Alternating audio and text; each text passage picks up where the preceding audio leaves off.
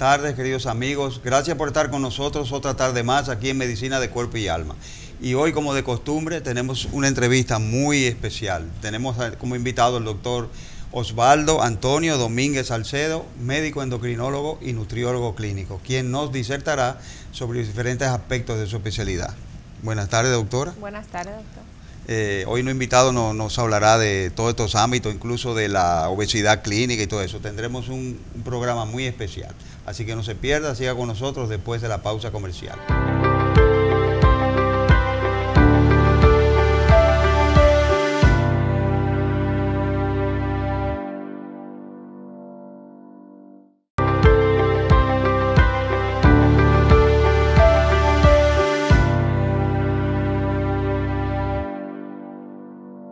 Gracias por seguir con nosotros y continuando con el programa, con el contenido del programa de hoy, como habíamos anunciado, tenemos al doctor Osvaldo Domínguez, médico endocrinólogo, nutriólogo y también abarca enfermedades metabólicas. Y hablando de enfermedades metabólicas, ha habido un gran boom aquí con el problema del colesterol y eso de que todo el que se hace una sonografía abdominal, la mayoría tienen lo que se llama hígado graso, que va unido a los niveles de colesterol también. Doctor, ¿qué es lo que está pasando con el colesterol aquí, todas estas cosas? Lo que está pasando con el colesterol es que tiene muy mala prensa el colesterol. Cuando se habla a nivel popular de colesterol, todo el mundo cree que estamos hablando de un veneno. Y el colesterol, que es un tipo de grasa, también es parte de estructuras fundamentales del organismo. Y también el colesterol es el sustrato de algunas hormonas y otras sustancias que son buenas para el...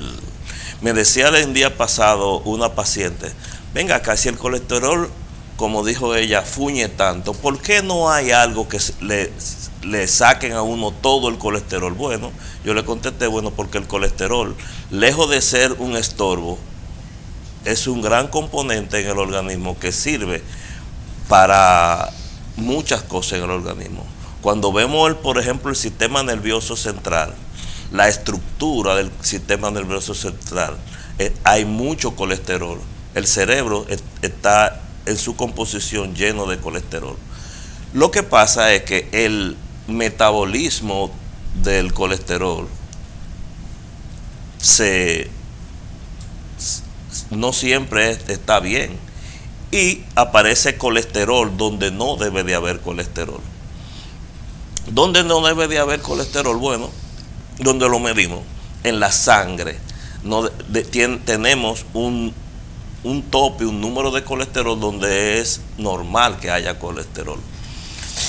También el colesterol, que es, como acabamos de decir, tan útil, sirve también como nutriente.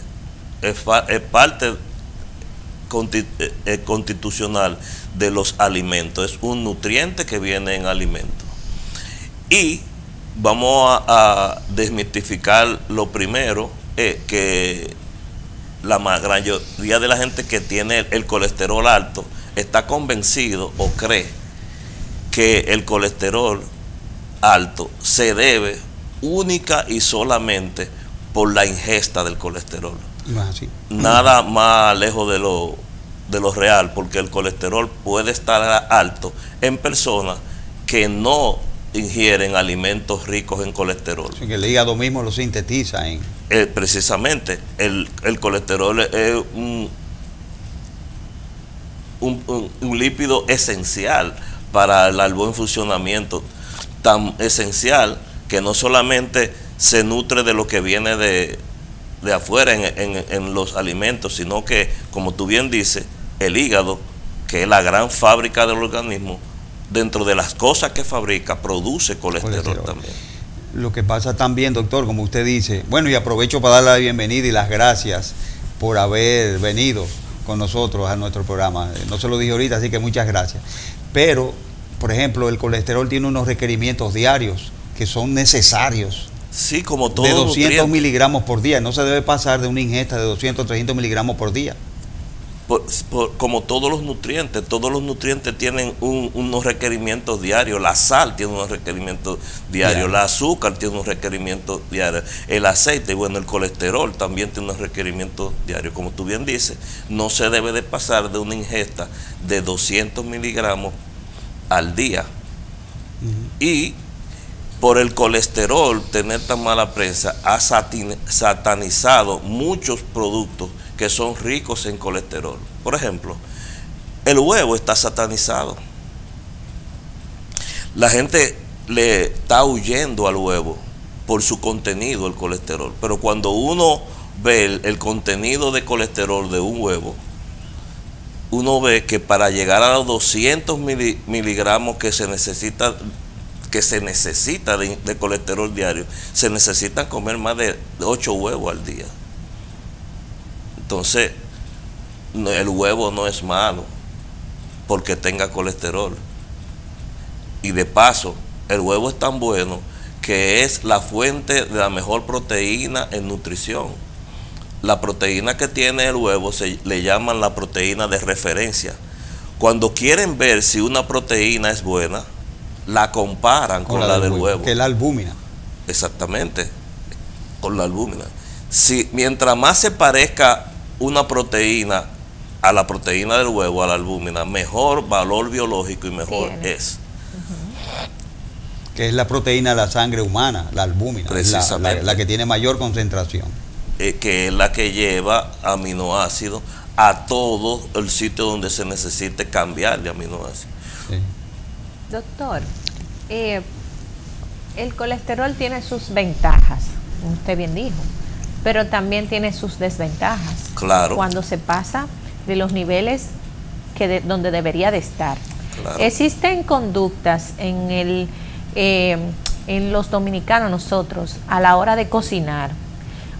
Hay personas que el aceite los reutilizan. Por ejemplo, cocinan, guardan ese aceite y lo pueden usar para freír 2 o 3 veces. Eso puede hacer que a uno le suba el colesterol. ¿El aceite se debe de reciclar o se debe de desechar y usarse una sola vez? Los aceites tienen una característica que pueden ser saturados, medio saturado o muy insaturado. Mientras más saturado de que de oxígeno tenga el aceite, es peor para el consumo humano. Entonces, cuando un aceite se cuece la primera vez, pierde las propiedades. Mientras más se cueza con el aceite, pierde sus propiedades nutricionales. Dicho de otra forma, no está permitido en la ciencia, científicamente, que un aceite sea reusado. Yo le digo a mis pacientes, los aceites son como las agujas de inyección, que se usan una sola vez. Exacto. Mientras más cocción tenga el mismo aceite, más se va a desnaturalizar y más va a pasar de insaturado a ser saturado. Y el aceite saturado en la alimentación produce trastorno en el metabolismo, no solamente del colesterol, sino de todo lo que son los lípidos, de fosfolípidos, de triglicéridos. Produce un trastorno en eso. Hay una dificultad para metabolizarlo y por eso el aceite saturado está proscrito. No se debe. No se debe. No se debe entonces reutilizar el aceite. Doctor, ¿y cuáles síntomas puede presentar un individuo, una mujer, un hombre o inclusive un niño que tenga el colesterol alto? ¿Qué se puede sentir una persona que sea causa de que tenga trastorno de estos lípidos? Ese es uno de los grandes problemas que tenemos los que hacemos enfermedad metabólica, que el colesterol no da síntomas. Cuando el colesterol viene a dar síntomas es porque ya es muy tarde. Porque ¿qué hace el colesterol cuando está alto? Que se aloja en sitios donde no debe de haber colesterol. ¿Cuál es el sitio preferido de alojarse el colesterol cuando está alto? Las arterias. Las arterias. Pero claro. no en cualquier parte de las arterias. en la capa íntima de las arterias, produciendo los famosos infartos y ictus cerebrales. Entonces, no es hasta que no hay signo de eso, de insuficiencia arterial, que no sabemos que el colesterol no da síntomas. Porque el colesterol no sube fiebre, no duele la cabeza, no pone a la gente tonta, no hace absolutamente nada. El hipercolesterolismo es una enfermedad que en su primer estadio es silente, no tiene ningún síntoma. Le digo yo a mis pacientes, usted tiene que creerme que está enfermo del colesterol por fe. Usted tiene que tener fe en que de lo que dicen estos resultados de laboratorio, porque si espera sentirse algo, no va a creer nunca que está enfermo. Y es porque uno escucha muchas veces los pacientes decir, que a mí me picaba el cuerpo porque era el colesterol, o muchos síntomas, la gente lo asocia. Lo asume con el colesterol. Lo asocia al colesterol cuando son mitos. Son mitos. No una realidad. Y alrededor del colesterol hay varios mitos. Ese es uno, que da una serie de síntomas que no se le puede atribuir solamente a que el colesterol esté alto. Doctor Domínguez, la gente habla también del colesterol bueno y del colesterol malo. Sí. ¿Es cierto eso, que existe un colesterol bueno y un colesterol malo? Lo que pasa es que el colesterol en la sangre no se vehicula solo. Él va unido a una serie de partículas. Unas que son lipídicas, otras que son hídricas. Entonces, dependiendo de que si es un colesterol de alta densidad o de baja densidad, va en una lipoproteína diferente. Y ahí viene la famosa HDL, LDL, VLDL. Bueno, a la que está en la partícula de baja densidad, la LDL, Low Density Lipoprotein, a ese le llaman colesterol malo. ¿Por qué? Porque es ese colesterol que pertenecen a esas lipoproteínas que va a las arterias y tapa las arterias. Al HDL, que tiene gran densidad, de alta densidad, sí. De alta densidad, le dicen colesterol bueno porque hace lo contrario, que recoge el colesterol que hay en las arterias y lo lleva al hígado para metabolizarlo en el hígado. Entonces, no es que hayan dos tipos de colesterol, sino que hay dos tipos de vehículos en el organismo que vehiculan el colesterol.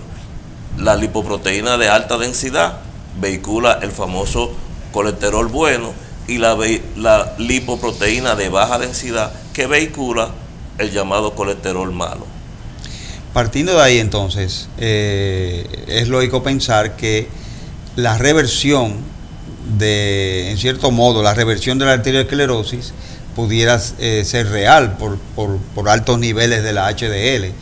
Y por ejemplo, esa es una de las causas que las mujeres tengan menos infarto que los hombres, porque tienen más alto, por efecto del estrógeno, tienen más alto la HDL que la LDL y tienen más protección. ¿Es posible una reversión de la arteriosclerosis aumentando los niveles de HDL? No solamente aumentando los niveles de HDL, sino con terapéutica. Las estatinas han demostrado el uso de estatinas a largo plazo, ha demostrado no solamente que baja el colesterol malo, sino que revierte la placa de ateroma. Y hago un paréntesis en cuanto a las estatinas, que también están muy mitificadas a nivel popular. Las estatinas tienen la mala prensa de que dañan órganos. El hígado. El hígado sobre todo. Y eso no es casual, porque así como existe la industria farmacéutica, hay una industria paralela que es la industria de los suplementos. Y a finales de los años 90, esa industria de suplementos médicos tiró al público la bola, y esa bola creció, de que las estatinas dañaban el hígado. Eso se cogió de un estudio que se hizo con ratas. a esas ratas le dieron estatinas que equivalían a 2 o 3 veces su peso. Y esas ratas produjeron trastornos hepáticos y eso. Sacaron muy de los cabellos eso y lo pusieron a andar, y eso hizo que en los años 90 hubo una gran población de pacientes que tenían su colesterol bien equilibrado por el uso de la estatina, que abandonaron la estatina por los productos que esa casa negociaban para promover su producto nutracéutico. Exactamente. Y ahí se vio en los países donde sí se cuentan las cosas que los infartos de miocardio y los ictus cerebrales subieron por abandono de las estatinas. Pero siguió corriendo la bola. Y en los países así, como digo yo, civilizados, sí se le dijo a su población y sí se hizo el trabajo de desmentir lo que la industria del suplemento dijo, y volvieron todo. No, lo mismo no pasó en nuestros países, donde nosotros todos sabemos que la voz de un compadre, de un colmadero, de una gente, tiene a veces más poder que la voz de un médico. Y sí se siguió dando la voz de que las estatinas dañaban el hígado. Eso dio como resultado que se hizo un mega examen a nivel mundial, prospectivo y retrospectivo, de efecto de las estatinas y función renal. Se demostró que las estatinas no hacen ningún daño en el hígado. Dicho de otra forma, todo el que esté tomando estatina a la dosis que le esté dando su médico, debe de seguirla tomando. Y la debe de seguir de forma continua. Porque la estatina, y aprovecho para decirlo, tiene un efecto que se parece muchísimo al freno de un carro. ¿Qué hace un carro cuando uno pisa el freno? Para. Pero cuando uno le quita el pie al freno, el carro sigue. Sigue. Lo mismo pasa con las estatinas. Usted puede estar 10 años tomándola. Si dejó de tomarla, el colesterol va a volver a subir. Doctor, le tengo 2 preguntas aquí de las redes. En primer lugar, ¿el cambio del estilo de vida realmente funciona para bajar el colesterol? Y si el agua de avena ayuda a disminuir el colesterol. Si usted sin tomar medicamentos puede normalizar su colesterol en la sangre haciendo cambio del estilo de vida. Sí, el estilo de vida influye en los niveles de lípidos en la sangre.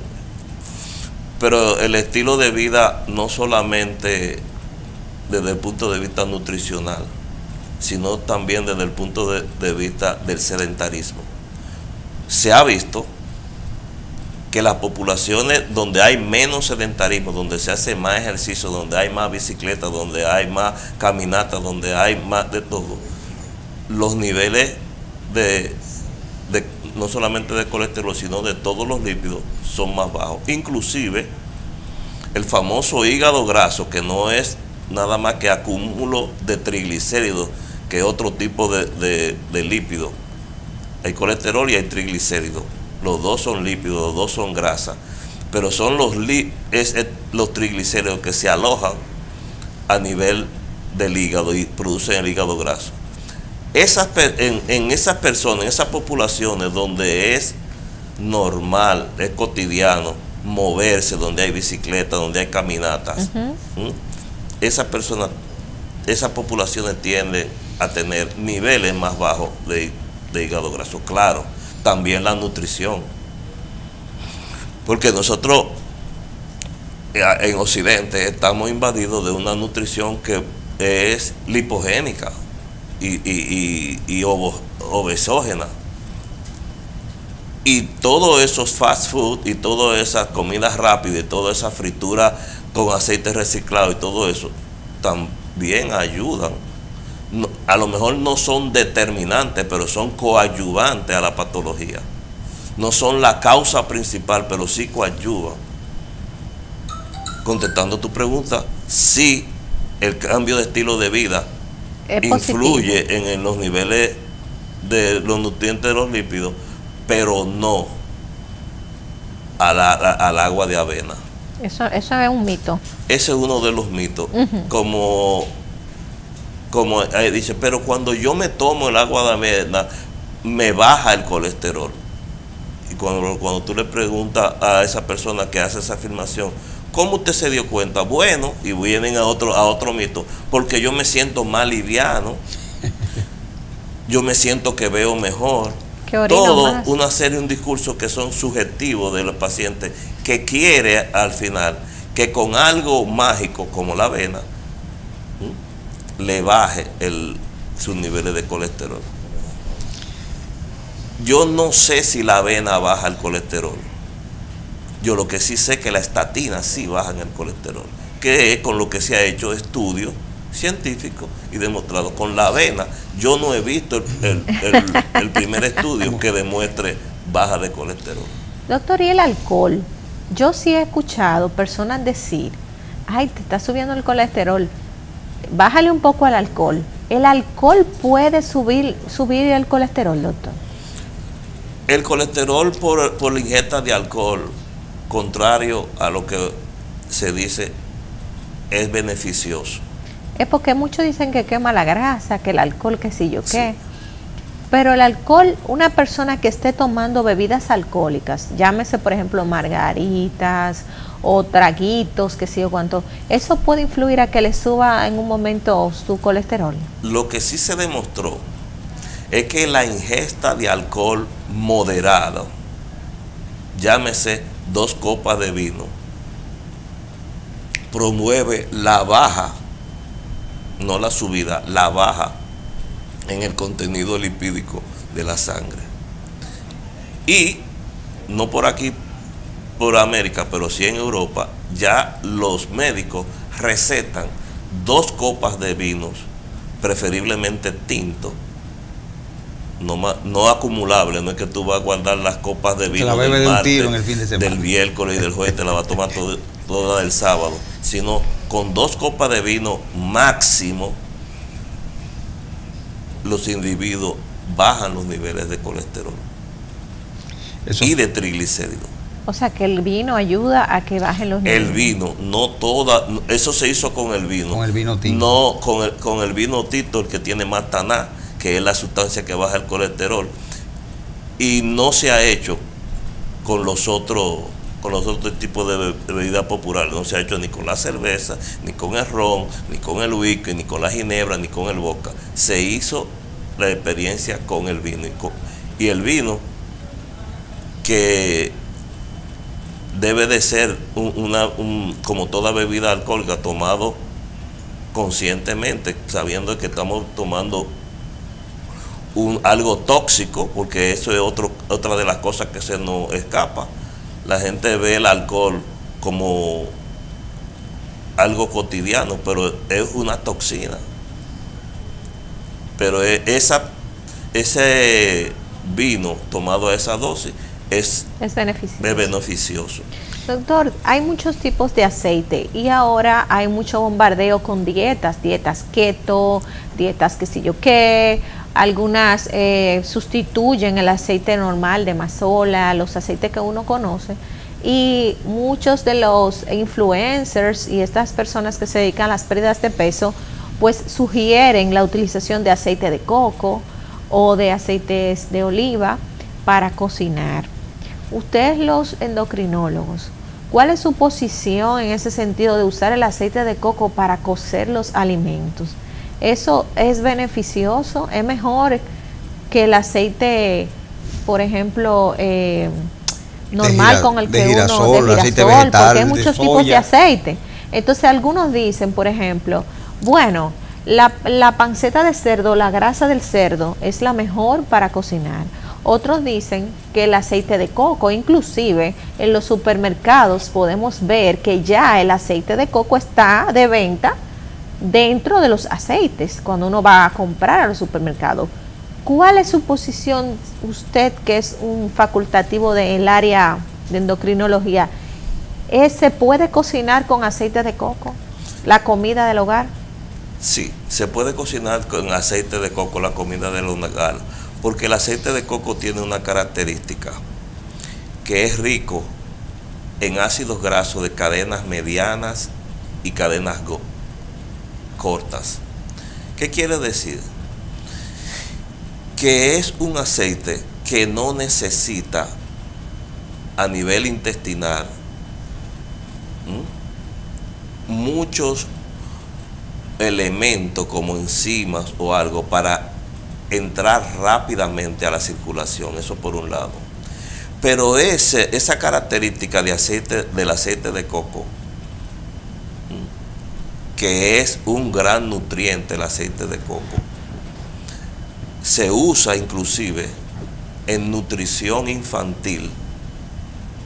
Cuando los niños están desnutridos. Cuando los niños tienen desnutriciones de leve a moderada y hasta grave, para sustituir leche, ya sea materna o fórmula, con leche de coco, por esa característica que tiene el aceite de coco. Pero el aceite de coco tiene una característica también que no son tan buenas, que es que se oxida fácil. Todo lo que tiene coco hay que meterlo en la nevera o ponerlo a resguardo, porque se pone, como se dice popularmente, rancio. Y cambia. Entonces, el aceite de coco va a tener su particularidad en cuanto al uso culinario, porque no es lo mismo un aceite de coco para consumirlo usar aceite de coco para consumirlo de una vez o para algo que tú vas a guardar. Pero el aceite de coco no es que es mejor ni peor, sino que es un buen aceite. Que se puede usar. Otra característica que corroborando con usted, doctor Domínguez, que tiene que tener un aceite para cocinar, es que tiene que tener un punto de fusión alto. Sí. Es decir, que aguante temperatura, que aguante calor, porque el aceite médicamente puede ser muy bueno, pero si se descompone con muy poca temperatura, te va a hacer daño. Exacto. Es lo que le pasa al aceite de oliva, que no es bueno, no es aconsejable para cocinar a altas temperaturas, porque se daña. Por ejemplo, el aceite de aguacate, el aceite de coco, el aceite de maní, aguantan mucha temperatura y son ricos es monoinsaturado, o sea sí, que es beneficioso. Bueno, estamos en Medicina de Cuerpo y Alma. Vamos a una pausa comercial y en breve volvemos con nuestro espacio.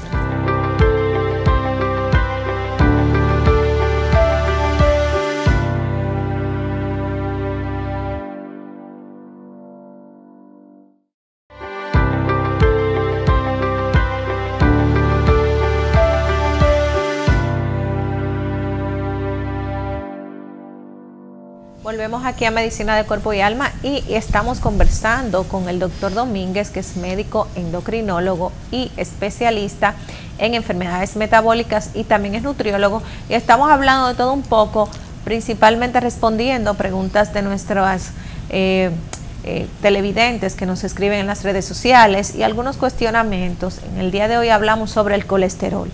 Estábamos hablando sobre el uso del aceite de coco, que si se puede utilizar o no se puede utilizar. El doctor recomienda que sí, que se puede utilizar el aceite de coco. Y vamos a preguntarle al doctor que cuál él recomienda de todos los aceites que podemos usar de consumo diario en nuestro hogar. En cuanto al mejor aceite es el que soporta grandes temperaturas, lo que se llama punto de fusión. Y los que mejor soportan puntos de fusión son los menos saturados, los que menos saturación tienen. Entonces, leyendo la etiqueta de los aceites que las tienen, dicen la cantidad de grasa de saturación que tienen. Y entonces, mientras más saturación tiene, es mejor el aceite para comer. ¿De dónde se sacan los mejores aceites? Bueno, los granos que producen aceite monoinsaturado. Un grano que era excelente, que no se sabe por qué sí sabemos por qué desapareció, su cultivo es caro, el aceite de maní. Nosotros, los que tenemos más de 60 años, nos criamos aquí con aceite de maní. Era excelente el aceite de maní.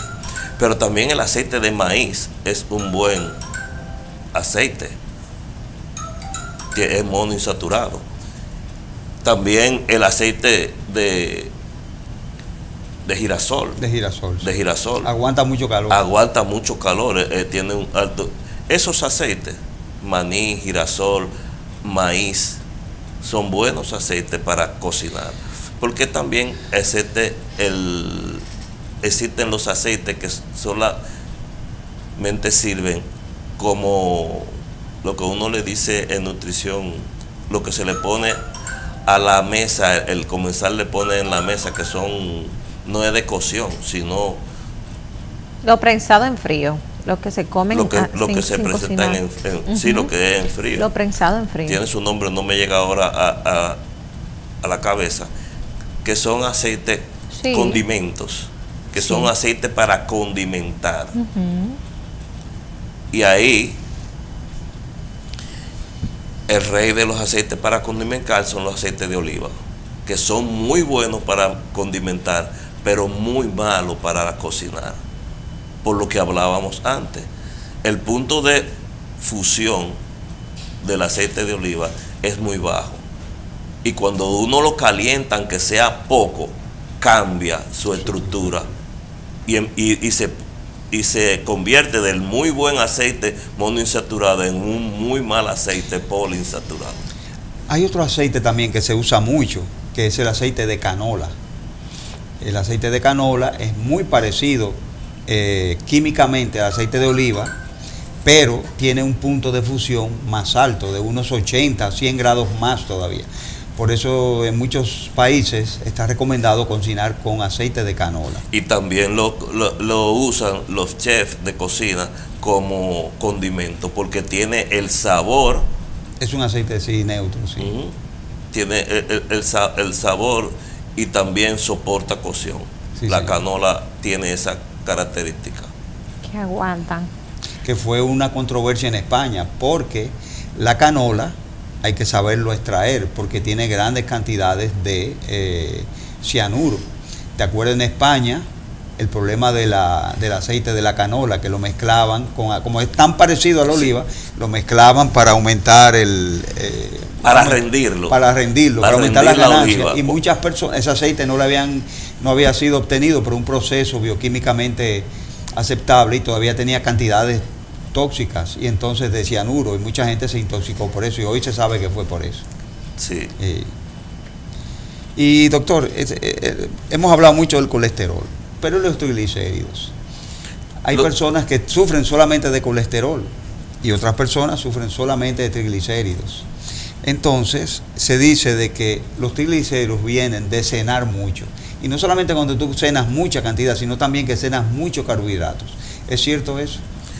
Sí, pero no solamente de cenar mucho. Los triglicéridos se elevan cada vez que hay una ingesta. Igual que la glucosa, igual que el azúcar. Después de un periodo de ingesta, en el postprandio, aumentan los niveles de colesterol, de triglicéridos, perdón, y los niveles de glicemia. Pero si el metabolismo de los lípidos es normal, está bien, esos triglicéridos 2 horas después de haber ingerido van a bajar a sus niveles normales. O sea, es normal el aumento postprandial de los triglicéridos. No solamente la gente dice cuando ceno mucho, pero si tú desayunas mucho, si tú almuerzas mucho, los triglicéridos también van a subir, y es normal. Lo anormal es que después de 2 horas de haber ingerido algo, los niveles de triglicéridos no bajen a la normalidad. Pero el triglicérido es, como yo digo, la grasa olvidada, porque todo el mundo le tiene, por decirlo de alguna forma, respeto a tener el colesterol alto. Y se tiene la falsa creencia del que los triglicéridos suben, pero ellos suben, pero eso no es nada. Como que eso no es nada. Nada más lejos de lo real, porque los triglicéridos, al igual que el colesterol, son aterogénicos. Claro. ¿Qué quiero decir con aterogénicos? Bueno, que los dos pueden formar solos o juntos, cada uno son parte de la formación de las placas de ateroma. Dicho de otra forma, los triglicéridos también dan infarto. Y dan esclerosis. Y dan esclerosis de las arterias. Y también dan ictus cerebral. Sí. Y de ñapa también dañan el páncreas, dan pancreatitis. Dan pancreatitis, sí. Cualquier persona con los triglicéridos por encima de 400, 500 miligramos está expuesto a una pancreatitis aguda. Doctor, y es increíble porque la gente, como no da síntomas, no le pone mucho caso. Pero hay pacientes que nosotros vemos que tienen sus colesteroles normales, pero el colesterol del bueno, el HDL, que es el que protege contra los infartos, según tenemos entendido, lo tienen bajito. Entonces, ¿cuáles alimentos nos pueden nosotros ayudar a tener ese colesterol elevado? Porque muchas personas tienen ese colesterol, los otros también, pero ese específicamente, muchos pacientes dicen no lo produzco porque los tienen siempre bajitos. El colesterol bueno, el HDL, el de alta densidad, no es muy sensible a ningún acto nutricional. Lo que sí se ha visto que aumenta el colesterol alto es la despensa energética, el movimiento. Los atletas,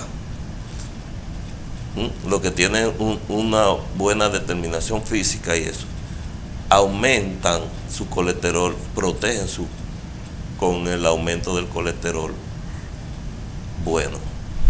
Y se ha visto que después de vencer la falta de ejercicio, después que una persona se pone a hacer ejercicio, ese colesterol, el llamado bueno, tiende a subir. Pero no conozco nutriente o alimento que sea responsable de aumentar el colesterol, el HDL. ¿La estatina no lo sube el colesterol bueno? La estatina, que no es un nutriente, es un químico, sí. Al bajar el colesterol malo, aumenta el colesterol bueno. Entonces, doctor, esas personas que tienen ese colesterol tan bajo, ¿son propensos a que le den infartos? ¿Eso está demostrado realmente? El colesterol, el HDL bajo. Ajá. Por lógica, tener el HDL bajo te hace más proclive a tener un infarto. O sea, a tener más aterogénesis. Claro, que es el que recoge el colesterol para que y si hay poco que recojan el colesterol para llevarlo al hígado, entonces ese colesterol se va a depositar en sitios donde no debe acumularse. Aunque quizás no sea tan malo tener el colesterol bueno bajito y tener el colesterol malo bajito. Es peor tener el colesterol bueno bajito y el colesterol malo alto, porque ahí se juntan dos cosas. Sí, por eso es que se dice que dosificar el colesterol total sin saber cuál de los dos, el que está alto o bajito. Con un colesterol total alto no se puede dar medicación, porque no todo el colesterol total alto se medica, por lo que acaba de decir. Hay gente que tiene colesterol alto a favor del HDL, entonces esa gente no lo medicamos. Son pocos, sí, pero... Son pocos, pero existen. Sí. Doctor, ¿y los niños? Dentro de la evaluación pediátrica, ¿se deben mandar a ver los lípidos? Mira, esas estrías aterogénicas que se van formando a través de toda la vida, porque estamos hablando de cuando son patológicas, cuando se hacen grandes y tapan, pero el estado normal de la vida de una arteria desde niño va formando en su íntima depósitos de colesterol. Eso no quiere decir que tengamos que tener en cuenta como cotidiano, regularmente, de evaluar niveles de lípidos en niños, porque los desórdenes de dislipidemia ocurren a partir de cada vez están ocurriendo más temprano, pero es en la edad de adolescencia donde aparecen los primeros desórdenes ¿y dónde aparecen? Bueno, en los niños con sobrepeso y con obesidad, sobre todo, porque existen patologías del trastorno de los lípidos que son familiares, que son genéticas, y podemos ver familias con hipercolesterolemia familiar, con niveles de colesterol alto temprano, muy temprano, pero esos son los pocos. Por esos pocos no podemos decirle a la población que hace pediatría que tienen que estar vigilando los niveles de grasa en sus pacientes.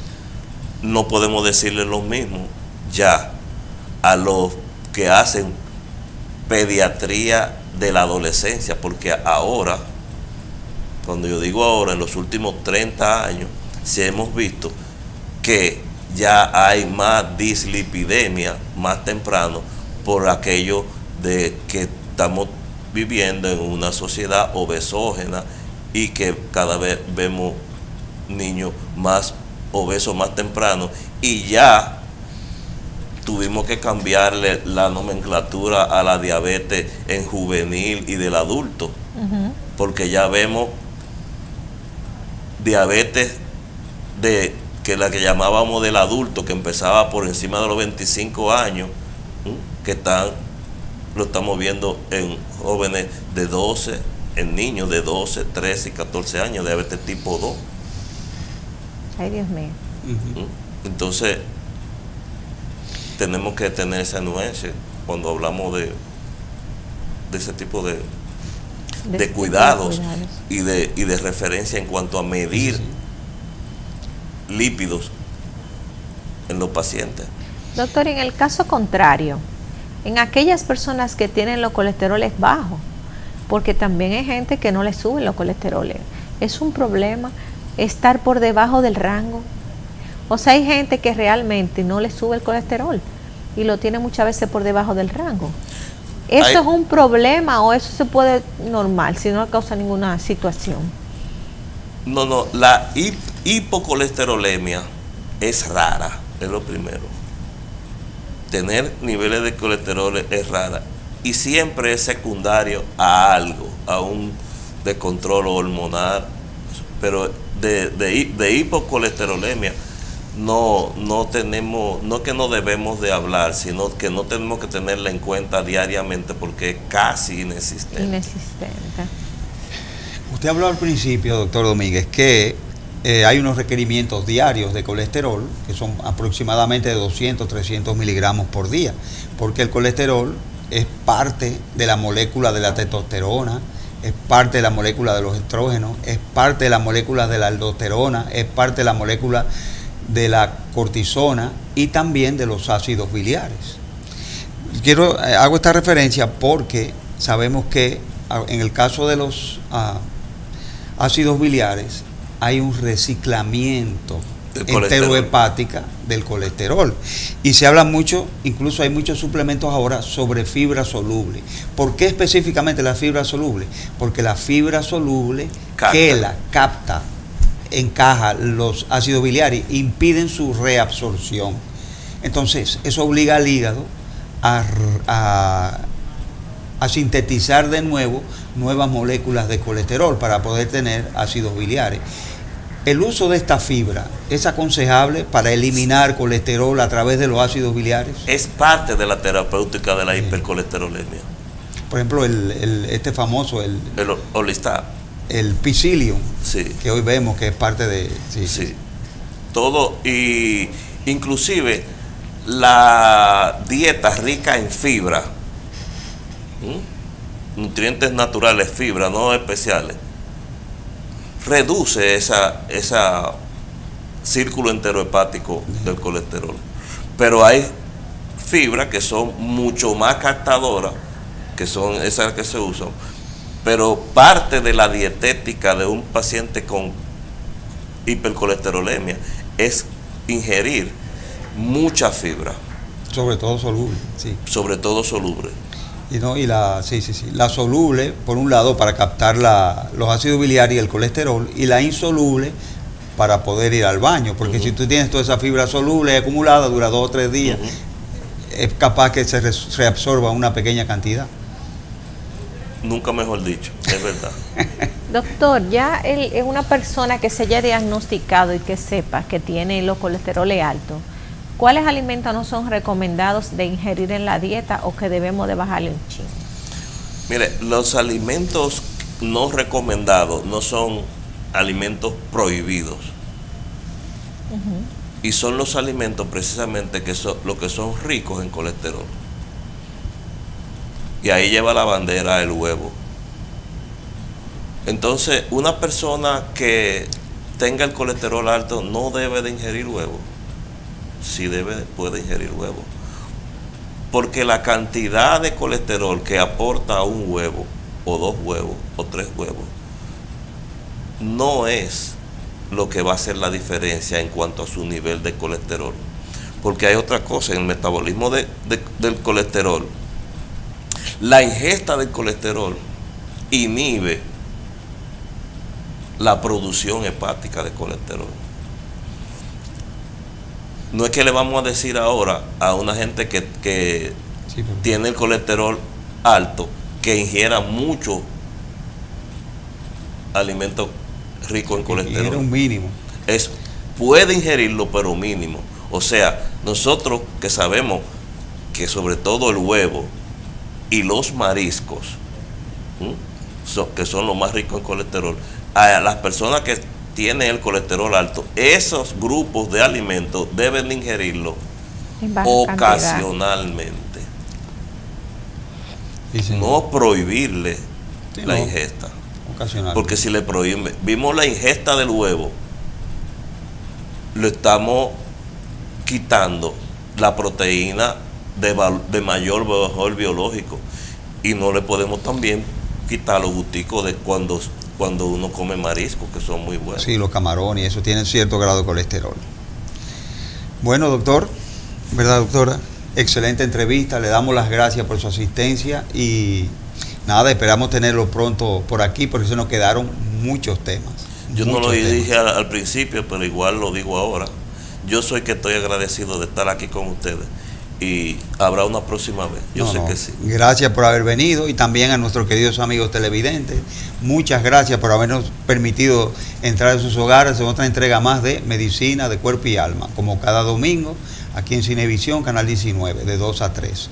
Búsquenos también en Facebook y en YouTube. No se pierdan hasta el próximo domingo. Gracias.